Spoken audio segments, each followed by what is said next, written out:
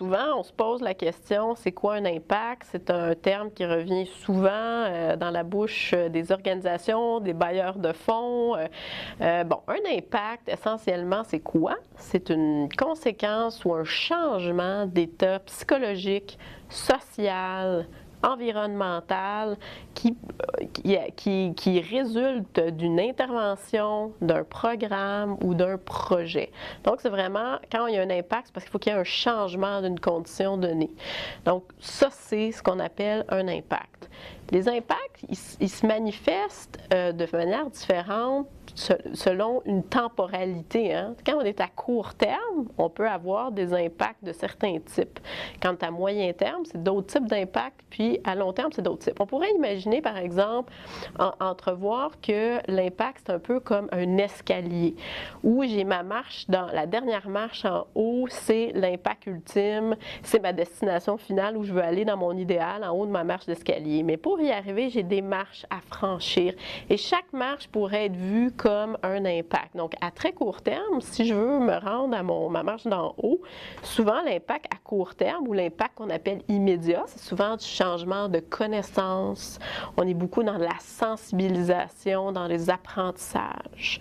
Et après ça, si je monte d'autres marches d'escalier, à moyen terme ou de manière intermédiaire, je peux observer d'autres types d'impacts qui vont se manifester sous la forme de changements de pratiques, de changements de comportement chez les individus, chez des décideurs, chez par exemple des intervenants sociaux, chez des citoyens.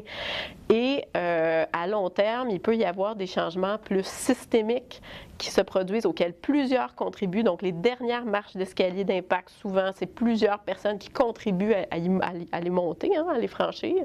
Et ces changements-là vont être généralement, plus de là, par exemple, ça peut être des changements législatifs parce que c'est un peu plus complexe, un peu plus long aussi à obtenir.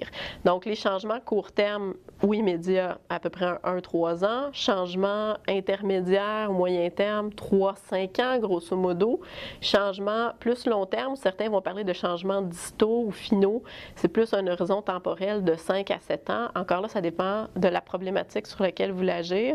Si, par exemple, on veut agir sur la lutte au changement climatique, c'est clair que c'est une problématique qui est vaste, que ça va prendre plusieurs années avant d'obtenir certains impacts.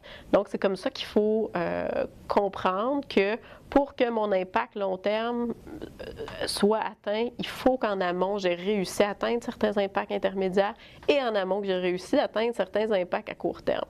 Quand c'est le temps de définir vos impacts, c'est bien d'avoir en tête certains critères qui vont vous permettre d'établir des impacts qui soient, premièrement, spécifiques.